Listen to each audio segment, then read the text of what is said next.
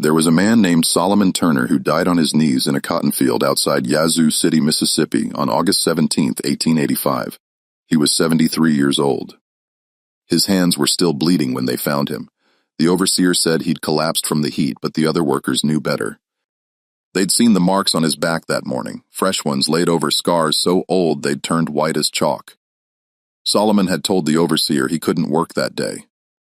His chest hurt. His breathing came short and rough like broken glass. The overseer's answer had been a whip and a command: get to the field or get nothing.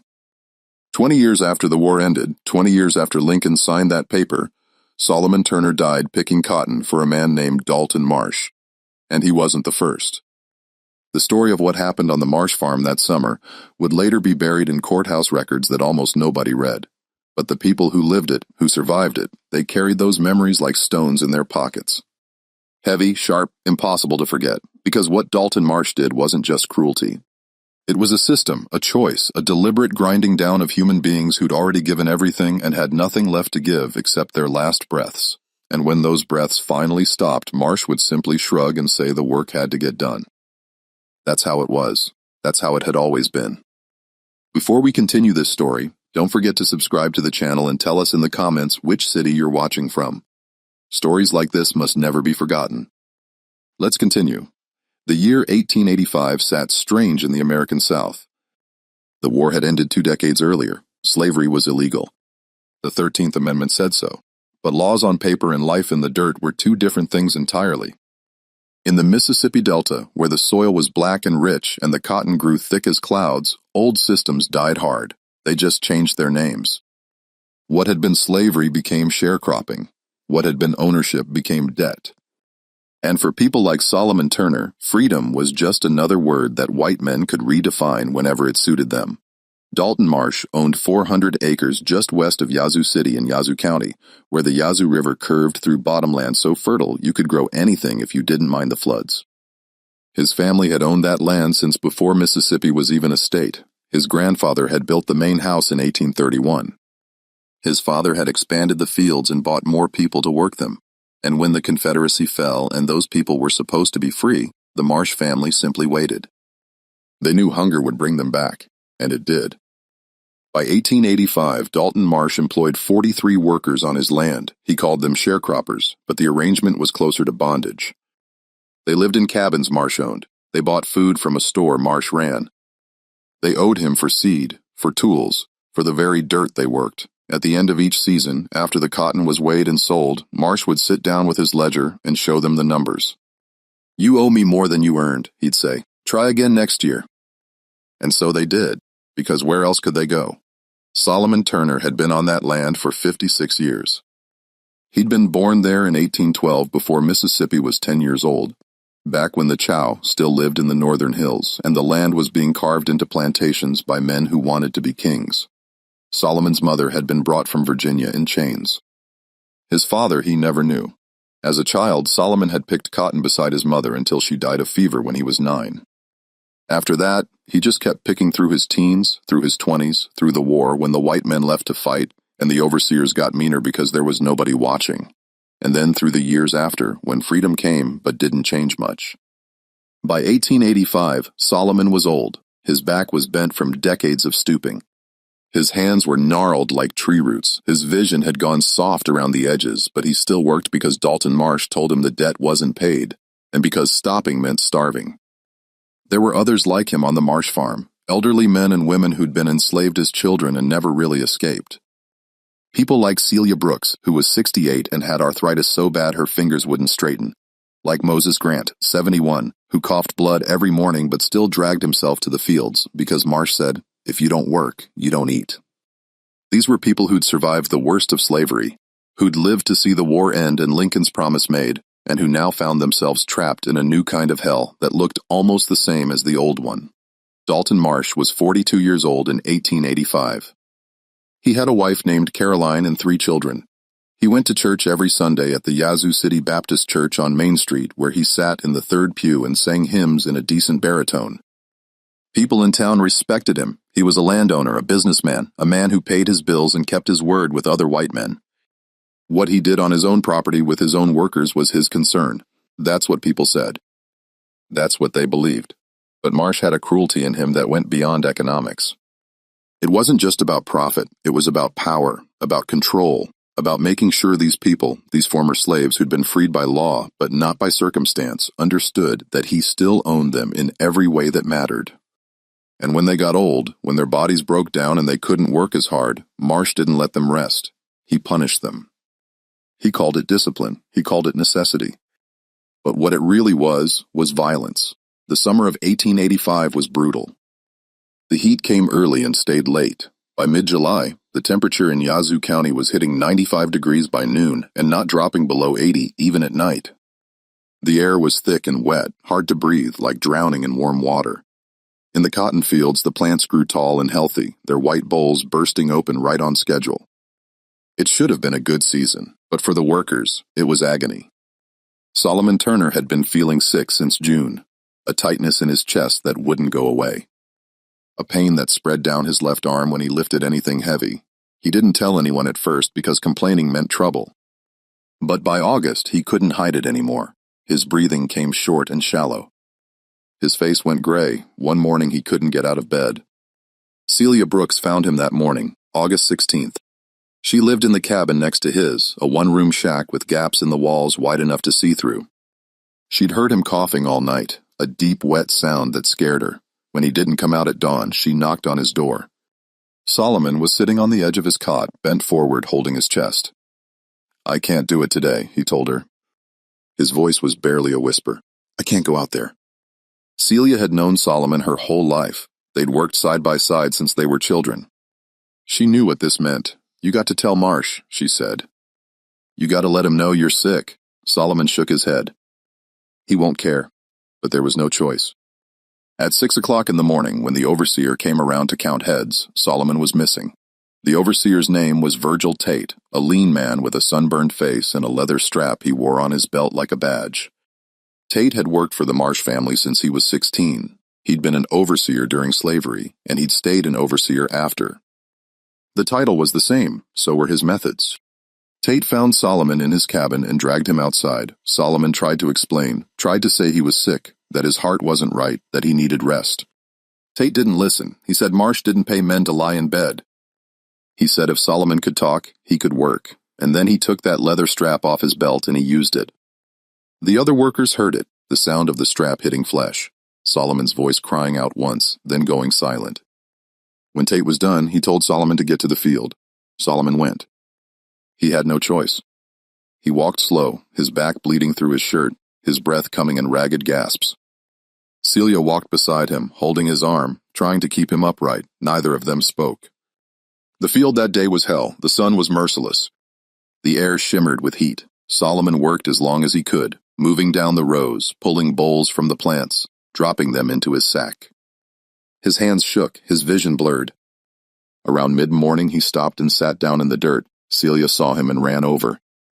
Moses Grant came too. They tried to get him to drink water, but Solomon just shook his head.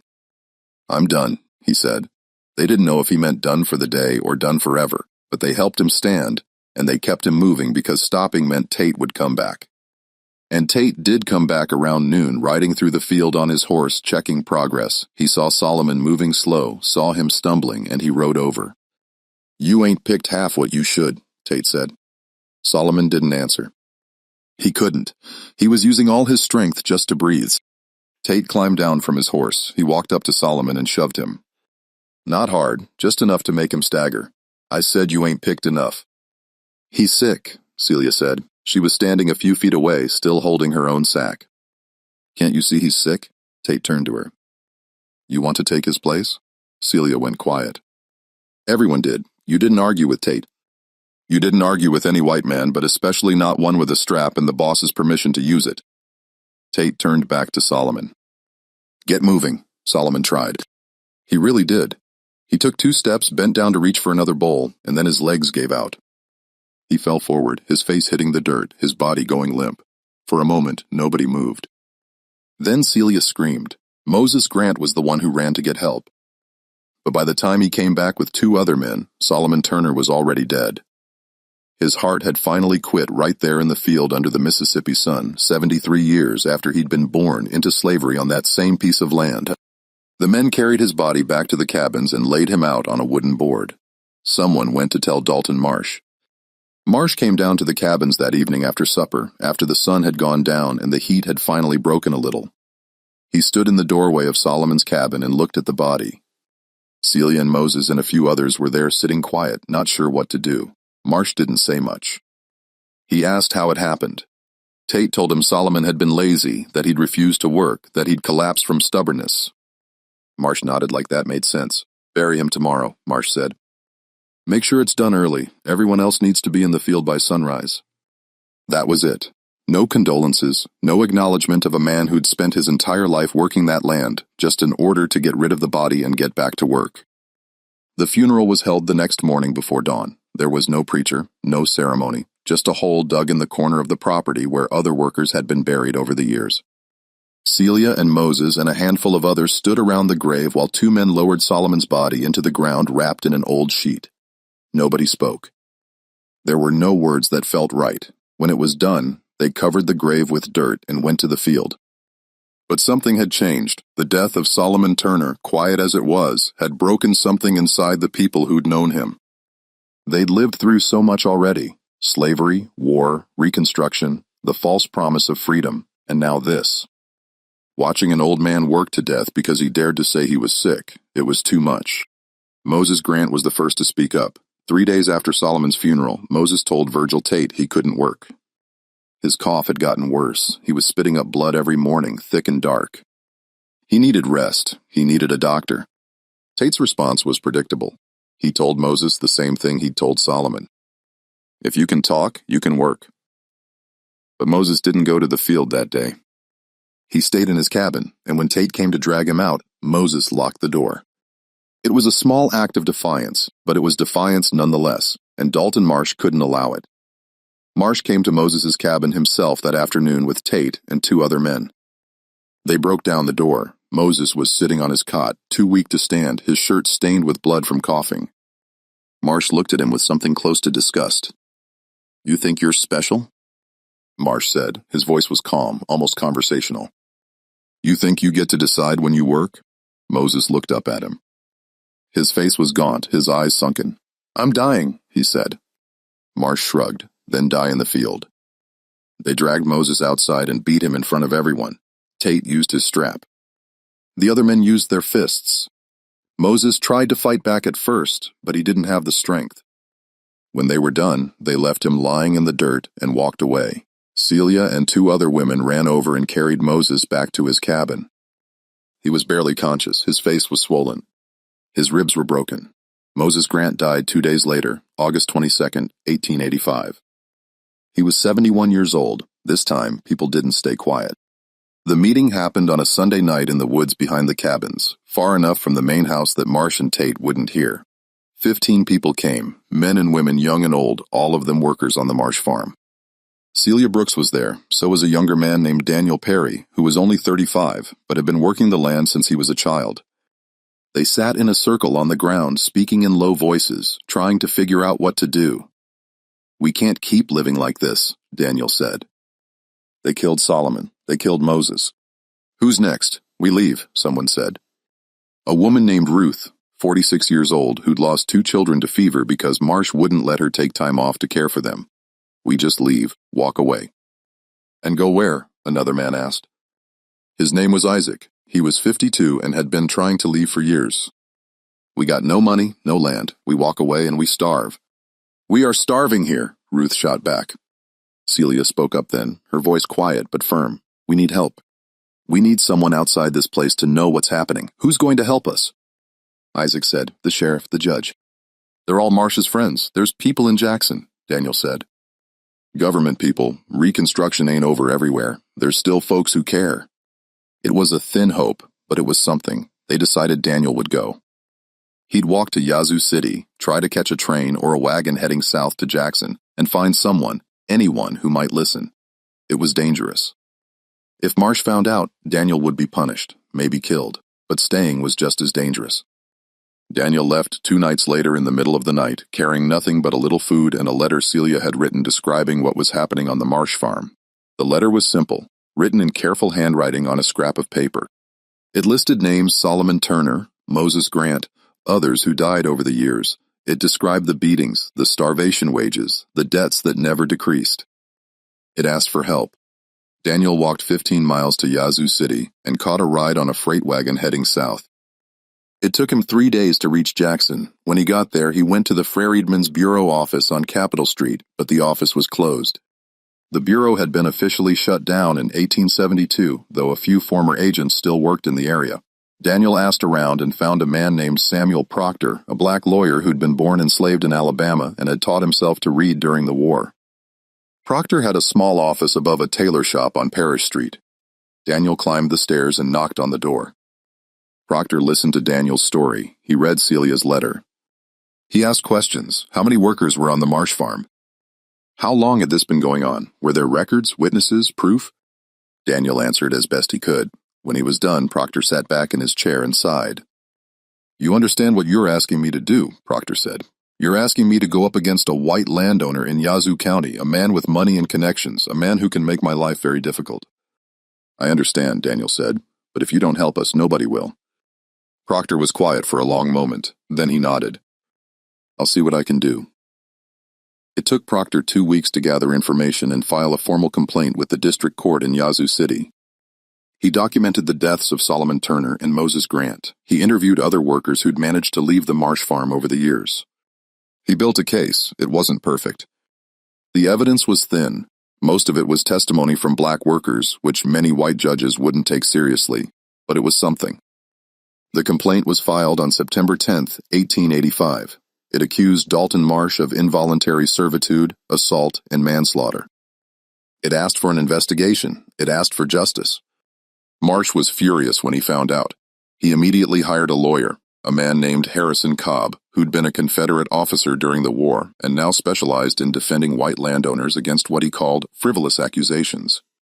Cobb filed a motion to dismiss the case, arguing that the workers were not enslaved, that they were free to leave at any time, and that any debts they owed were legitimate business arrangements. He also argued that the deaths of Solomon Turner and Moses Grant were unfortunate but not criminal. Old men died. That was life. The hearing was set for October 15, 1885 at the Yazoo County Courthouse. The courthouse in Yazoo City sat on the corner of Main Street in Washington, a 2-story brick building with white columns and a clock tower that hadn't worked in years. It had been built in 1872, right after the old courthouse burned down during what some people called the Troubles, and other people didn't talk about at all. On the morning of October 15, 1885, a crowd gathered outside. Most of them were white farmers, merchants, men who had business with the court or just wanted to see what would happen. A few black people stood at the edges, keeping quiet, trying not to draw attention. Inside the courtroom was hot and close. The windows were open, but there was no breeze. Judge William Hackett sat at the bench, a heavy man with gray whiskers and a face that looked permanently annoyed. He'd been a judge since before the war, had kept his position through Reconstruction by being careful about which cases he heard and which ones he ignored. He was 71 years old and had no patience for what he considered outside interference. Samuel Proctor sat at one table with Daniel Perry beside him. Daniel had come back to testify, risking everything. At the other table sat Dalton Marsh and his lawyer, Harrison Cobb. Marsh wore a clean suit and looked calm, almost bored. Cobb had a stack of papers in front of him, and a confidence that came from knowing the game was rigged in his favor. The gallery was full, white folks mostly, but in the back row sat Celia Brooks and 3 other workers from the Marsh farm who'd been allowed to come only because Proctor had insisted they were witnesses. They sat with their hands folded, not looking at Marsh, barely breathing. Judge Hackett banged his gavel and the room went quiet. This court is now in session, Hackett said.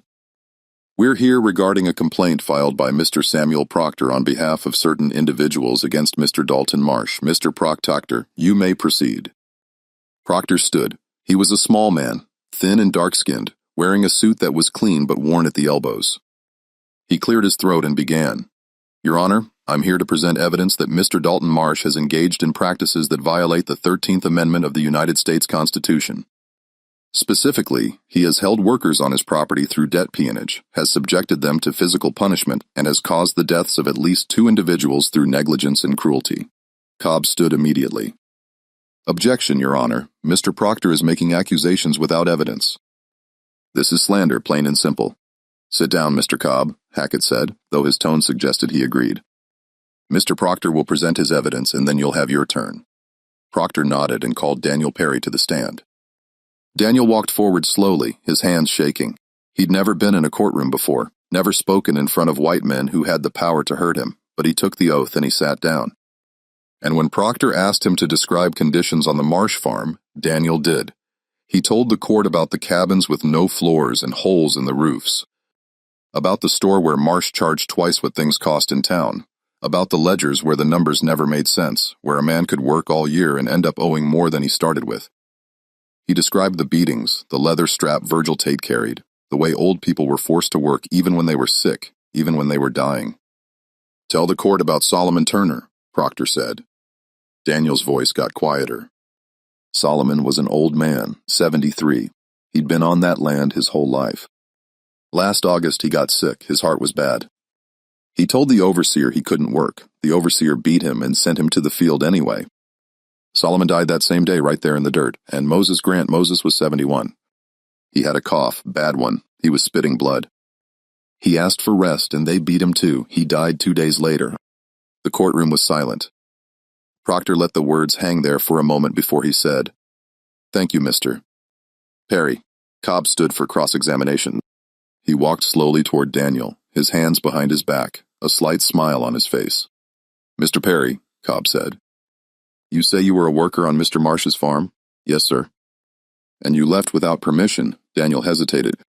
"I left to get help, so you abandoned your obligations. You owed Mr. Marsh money, did you not? I worked for him for years." "I don't owe him nothing." Cobb picked up a piece of paper from his table. "According to Mr. Marsh's records, you owed him $63 at the time you left. That's theft, Mr. Perry." "That ain't theft," Daniel said. "That's his lies written in a book." There was a murmur in the gallery. Judge Hackett banged his gavel. "Watch your tongue, boy." Cobb smiled wider. "Mr. Perry, did anyone force you to stay on Mr. Marsh's farm? Were you chained, locked up?" "No, but so you were free to leave at any time." "Where was I supposed to go? I got no money, no land." "That's not Mr. Marsh's fault." Cobb said, "You made choices, you incurred debts. Mr. Marsh was kind enough to let you work them off, and you repaid him by running away and making false accusations." Proctor stood. "Objection." "He's badgering the witness." Overruled. Hackett said. Cobb continued. "Tell me, Mr. Perry, did you witness Mr. Marsh himself strike Solomon Turner or Moses Grant?" Daniel paused. "No, it was the overseer. So, you have no direct evidence that Mr. Marsh ordered any violence?" "He knew what was happening. He came and looked at Solomon's body and didn't care." "That's not what I asked. Did you hear Mr. Marsh order anyone to be struck?" "No, thank you." No further questions. Daniel stepped down looking defeated. Proctor called Celia Brooks next. She was terrified, but she came forward. She described the same conditions, the same cruelty. She'd known Solomon and Moses her whole life. She'd been there when they died. Her testimony was powerful, emotional, but Cobb tore into her the same way. He questioned her memory, her motives. He implied she was lying to avoid her own debts. By the time she stepped down, she was crying. Proctor called one more witness, a man named Thomas Wade, who'd worked for Marsh and left 3 years earlier. Wade described similar conditions, similar violence. But Cobb brought out records showing Wade had been arrested for theft in 1883 and argued his testimony was unreliable. When Proctor rested his case, Cobb called Dalton Marsh to the stand. Marsh walked forward with confidence. He took the oath and sat down, and when Cobb asked him to describe his relationship with his workers, Marsh spoke in a calm, reasonable voice that made him sound like a victim. "I've employed these people for years," Marsh said. "I've given them housing, food, supplies. I've treated them fairly. They work, and I pay them. Some of them incur debts, yes, but that's their choice. I don't force anyone to buy from my store or stay on my land. They're free to leave whenever they want, and the accusations of violence," Cobb asked. "I run a farm, Mr. Cobb. It's hard work.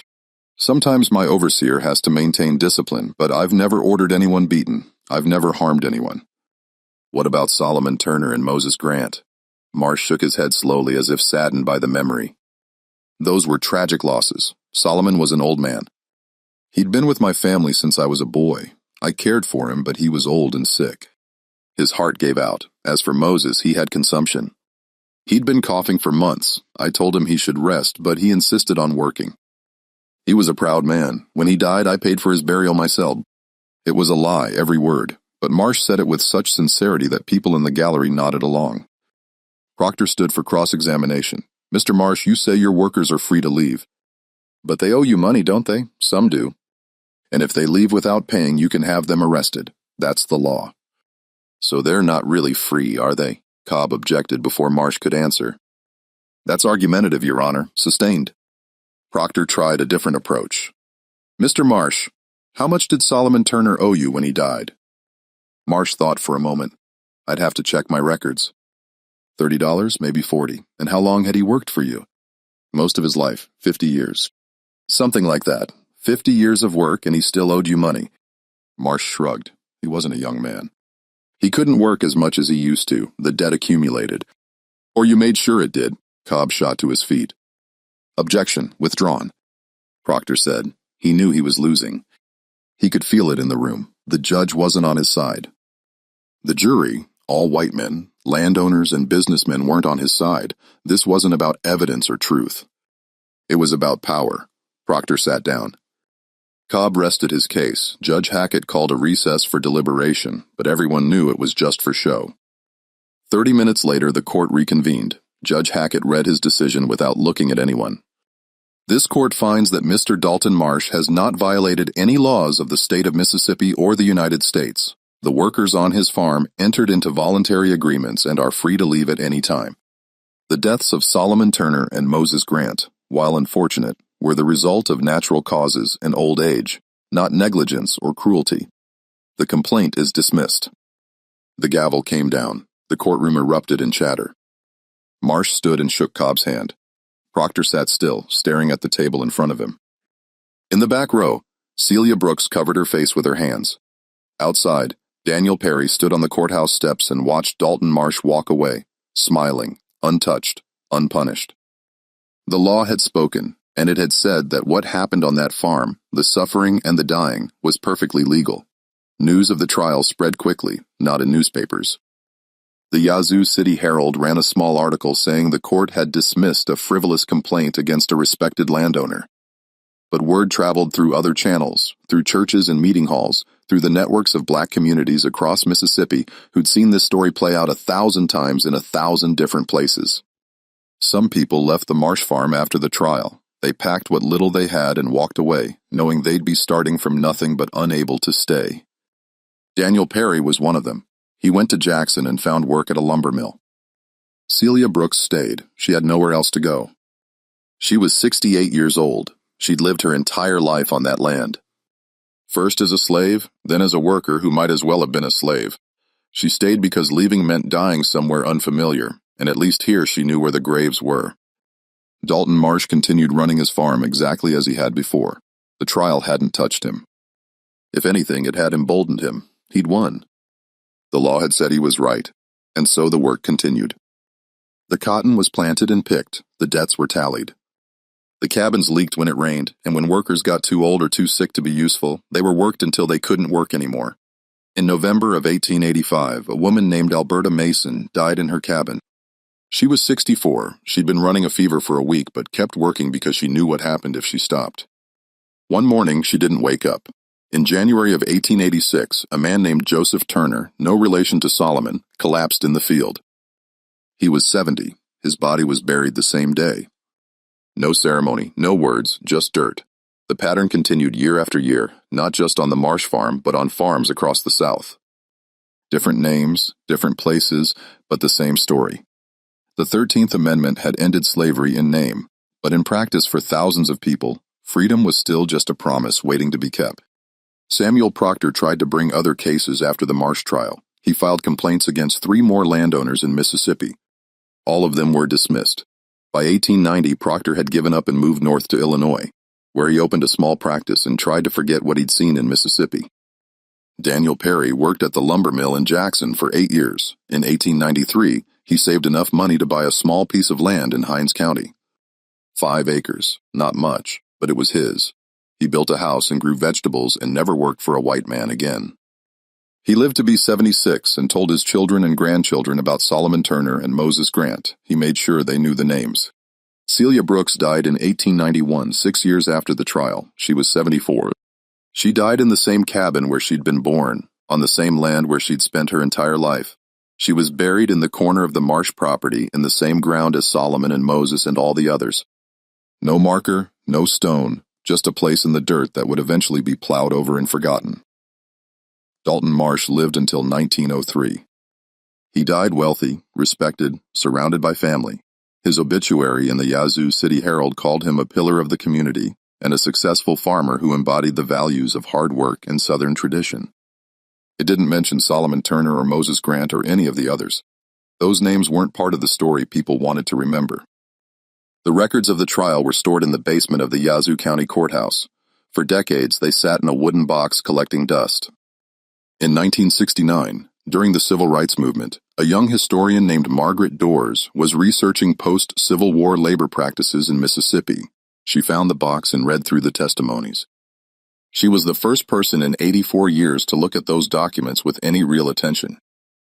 Dors wrote an article about the Marsh case for a small academic journal. She described the conditions on the farm, the deaths, the trial, the dismissal. She argued that what happened to Solomon Turner and Moses Grant was not an isolated incident but part of a systematic continuation of slavery under different names. Her article was read by a few dozen scholars and then mostly forgotten. But the story lived on in other ways.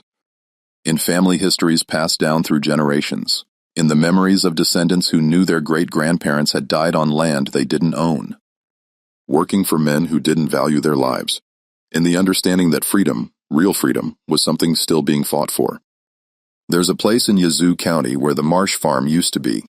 The land was sold off in pieces after Dalton Marsh's son died without heirs in 1947. Some of it became part of a larger corporate farm. Some of it was left empty and overgrown. The main house burned down in 1958. The cabins where the workers lived rotted away and collapsed. The fields are still there, still growing cotton, still worked by people who don't own the land. If you walked that property today, you wouldn't find any markers, no graves with names, no historical plaques. Nothing to tell you that Solomon Turner died there with a whip mark on his back. Nothing to tell you that Moses Grant was beaten for being too sick to work. Nothing to tell you that dozens of people spent their entire lives in bondage there, even after slavery was supposed to be over. But the ground remembers. Soil holds memory in ways we don't always see. And somewhere in that black delta dirt, in the land that was worked and watered with suffering, the story remains. Not in monuments or official records, but in the roots of things, in the knowledge that what was done there mattered, that the people who died there mattered, that their names, even if they were never carved in stone, deserved to be spoken. Solomon Turner, Moses Grant, Celia Brooks, Alberta Mason, Joseph Turner, and all the others whose names were never written down, whose graves were never marked, whose lives were never counted as valuable by the people with power. They lived, they suffered, they died, and their story is part of the foundation this country was built on. A foundation of labor that was never fairly paid, of lives that were never fairly valued, of a freedom that was promised but never fully delivered. That's the truth. That's what happened. And that's why we tell these stories, so the ground doesn't forget. So we don't forget. So the next generation knows what was done and what was lost and what is still owed. Remember their names.